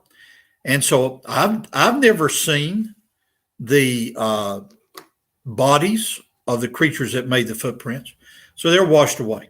Now, that is a fairly simple and straightforward way to explain that kind of fossil. The harder thing to explain is the fossil trackways that Tim Clary talks about in some detail in his new book that are found in mid-America all the way up to Canada. So I will give a very brief discussion of this.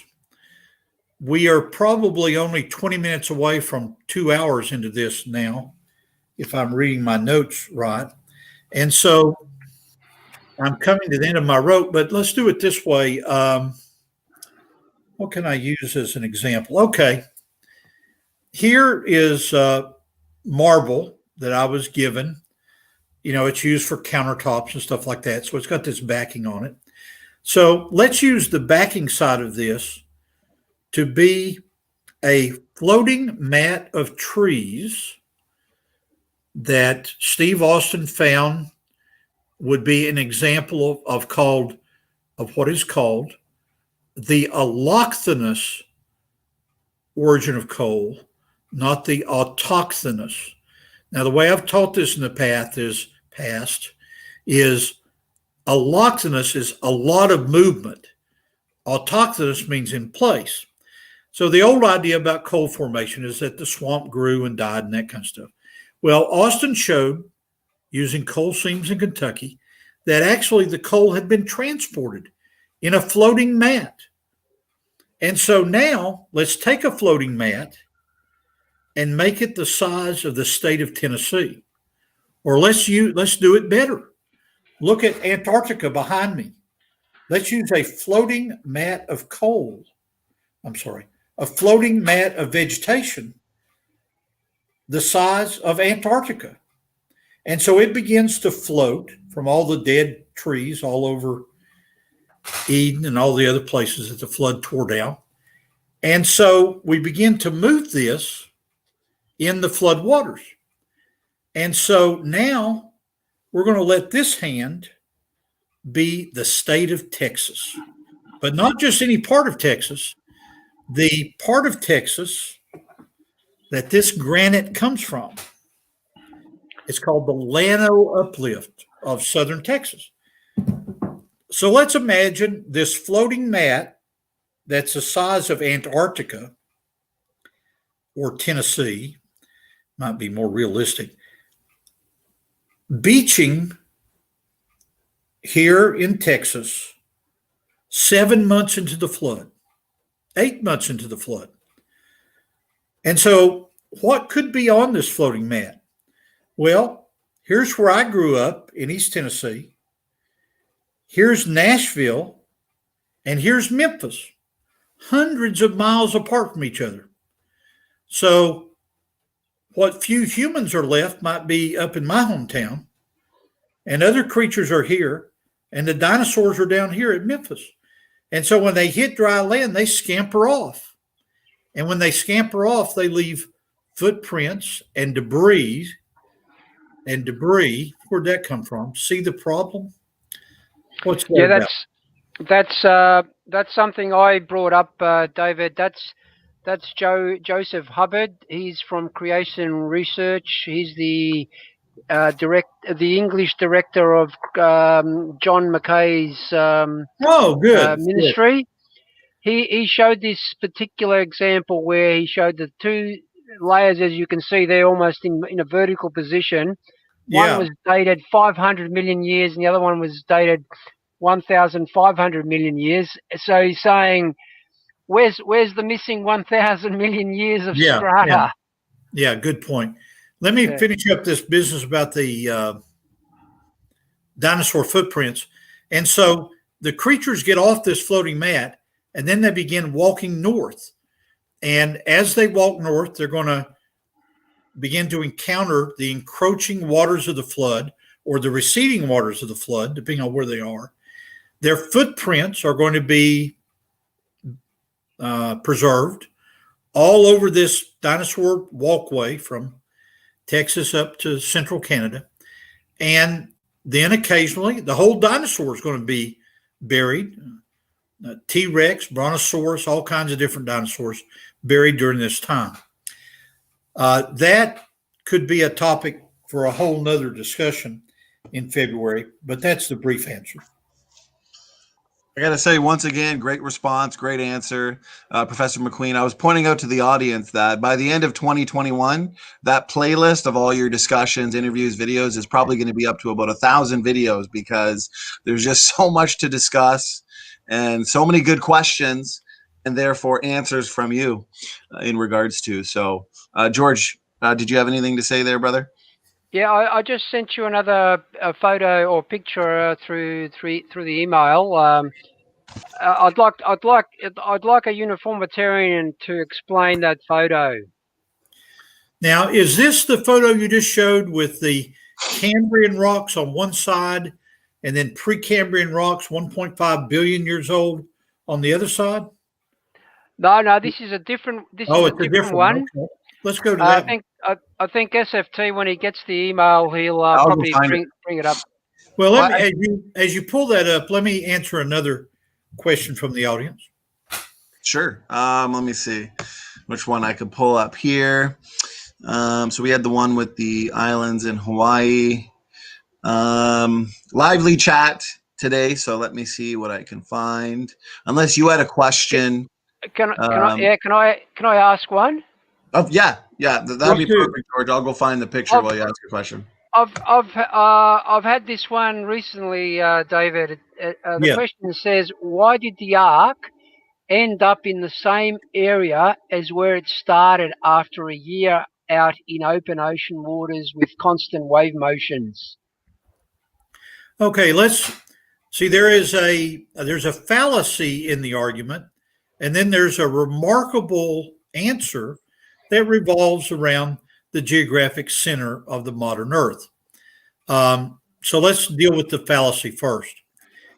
Sadly, 200 years of Bible commentaries have portrayed to people that the Garden of Eden was somewhere in the Mesopotamian Valley, that Noah and Abraham and Joseph and everybody, they were all around Egypt and modern Iraq and Iran and Turkey. See, that's a false idea. The only place I know that Eden could not have been is what people say in Utah. They claim that both Eden and heaven will be in Salt Lake City. Well, I've been in Salt Lake City, and that can't be true. It's a little bit of humor there, George. I'm sorry. The point is that we don't know where Eden is. Now, I tend to think, as I build a model, that Eden might have been near the western shores of the Tethys Sea, up in the mountains, maybe. I know for sure that most people on Earth today live within a 1 or 2 hour drive from some coastal beach environment. The nutritionists that have studied the Old Testament claim that a dip in salt water, whether it be the Dead Sea or the Mediterranean Sea, and running your toes through beach sand and having your children bury themselves making these castles and stuff, that's actually good for you. And so it's certainly the case that most Europeans I know, if they live in some cold, dark area like Denmark or Norway or Sweden, or God forbid, Norway, I said that 2 times, they want to have a summer home on the French Riviera or a house in Portugal, or they want to go someplace warm. So what's my point? My point is this. You can't assume that Eden or the Tower of Babel, well, Tower of Babel's a bad example. You can't assume that Eden or where Noah built the ark was in the Eastern Mediterranean area. Okay, now, what's the second part of that question? The second part of the question is, how could God have brought the ark to Eastern Turkey? Well, the answer is found in a delightful study that was done very early in the days of the Institute for Creation Research. I can't remember whether it was 70, 72, 74, but a geographer calculated with the current distribution of continents, even Antarctica here, where is the geographic center of the earth? And I love the answer. If God wanted to send out the animals all over the earth, if God wanted to send out the gospel all over the earth, where would this happen so you would have the least amount of walking? Well, the answer is the geographic center of the earth with the present continental arrangement is midway between Jerusalem and Mount Ararat. I find that fascinating, George, don't you? Oh yeah, I've had similar questions in the past, David, and it shows that they don't think about what they're asking. What one person, this was probably about 5, maybe 8 years ago, asked me this question. He goes, "How could the penguins walk from the closest sea, which was the Mediterranean, Yeah, through to an ark that was being built somewhere around about East Turkey, when there are aquatic animals?" And I said, well, number one, we don't know what the continents look like in the past. And right. second, why do you assume that there was desert in the past? There could have been very luscious area that they could have walked over to. So they don't think about the question they're asking. Yeah, and they don't ponder the idea that Noah and the 7 others, they didn't have to go out and find these animals. God put it on their heart, gave them some sort of GPS. They knew the latitude and longitude, and they came to Noah. Noah didn't have to hunt them down. So where is this Norfolk strata here? What continent is it from? That's in England. It's called the Hunstanton Cliffs. Okay. And you'll notice the different colours in those strata. Yes. I mean, surely, if that was uniformitarian, you'd find different coloured materials intermingled or degraded through those layers. Exactly. You'd find some of the we would call geologically classed, CLAST. You'd find class of that red rock broken up by erosion and incorporated into white rock. And then Yep. you'd find broken fragments of the white rock incorporated in that black rock on top. And so this is clearly knife edge strata. And this is very clear evidence of the worldwide flood.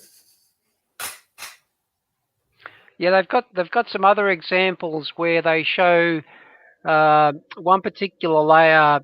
I think it was about 10 meters thick, and anyway, the gist of it was that if the uniformitarian ages were correct, it worked out at 0.002 millimeters per year. And then he showed some fossils that they find in those layers, and he said, "Do you really think this fossil would have stayed there for millions of years, been buried at 0.002 millimeters per year?" Yeah. I'd like to answer hate, love, nothing question there, if I may, standing for truth. You see where it says, Yeah, have any pre-flood, absolutely, Professor McQueen. have any pre-flood structures survived or been found in pieces?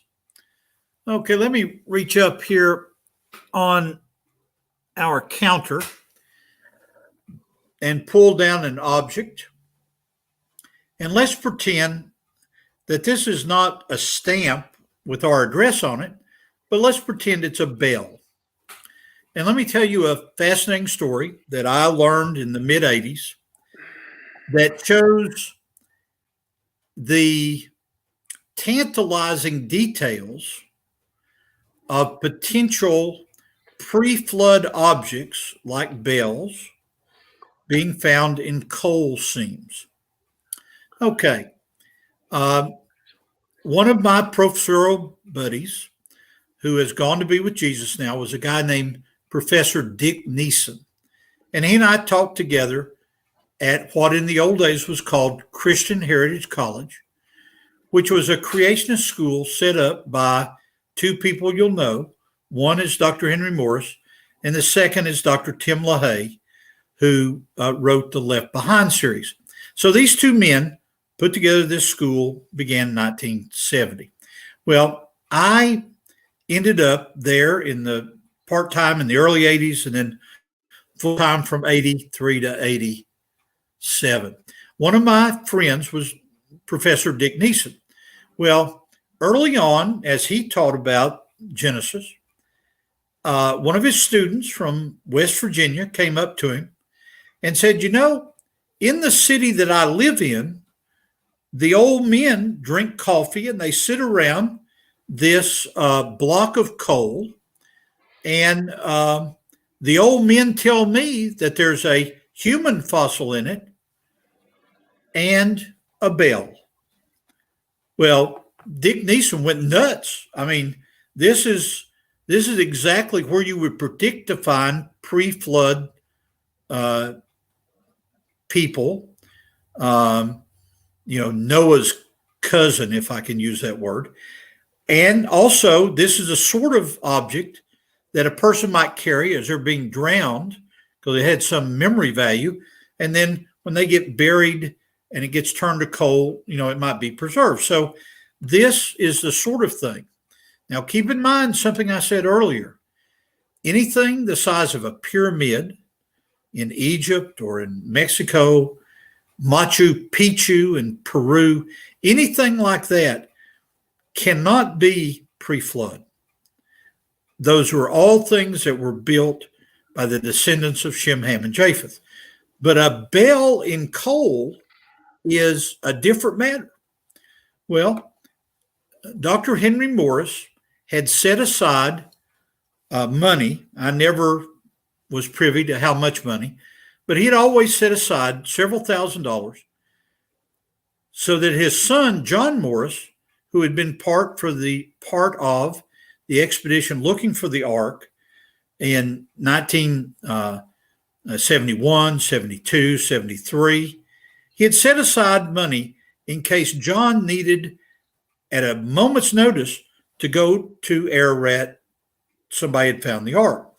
Well, Dick Neeson went to Dr. Morris and, said, we really should send somebody to this XYZ town in West Virginia, and we should buy this coal or photograph it or something.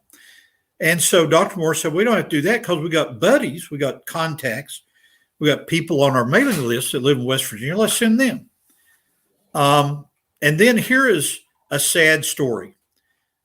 My buddy was an Army veteran, having served in the Signal Corps, and he cried when he heard this. So they went to the gas station, and all the old men had to move across the street because the station mysteriously burnt down with the evidence of humans from Noah's flood and the bell. Isn't that a sad story, George? Yeah. Well, there's similar stories to that with the Ashley phosphate beds. They're just denying it now. I mean, do you know anything about the Ashley phosphate beds, David? Are those the ones that are in Florida? Not sure of the state, but that's where Professor Holmes found the human bones with all the dinosaur fossils. He wrote a book. Now, is that the one that John Mackay went to the British Museum and he got somebody to show him in the basement? Oh, I don't know. I've never heard of that one, but well, I can't remember if it's John Mackay or somebody else. No, the interesting part of this was that all these different dinosaurs that lived like through hundreds of millions of years were all buried within, get a load of this, within 15 to 18 inches of a phosphate layer. I'll send you some information I've got on it. Yeah. They just deny this outright, that it was the mining process actually intermingled all these fossils. But no, this was a 15 to 18 inch thick layer of phosphate above where all these dinosaur bones were found. Well, let me give since I'm now calling this the Standing for Truth class, let me give the members of the class a homework assignment.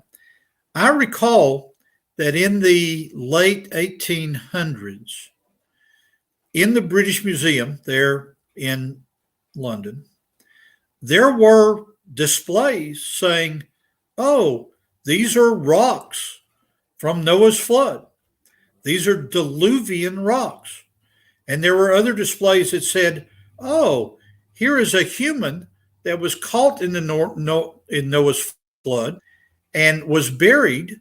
We brought this fossil from the Caribbean back in the early time of the spread of the empire.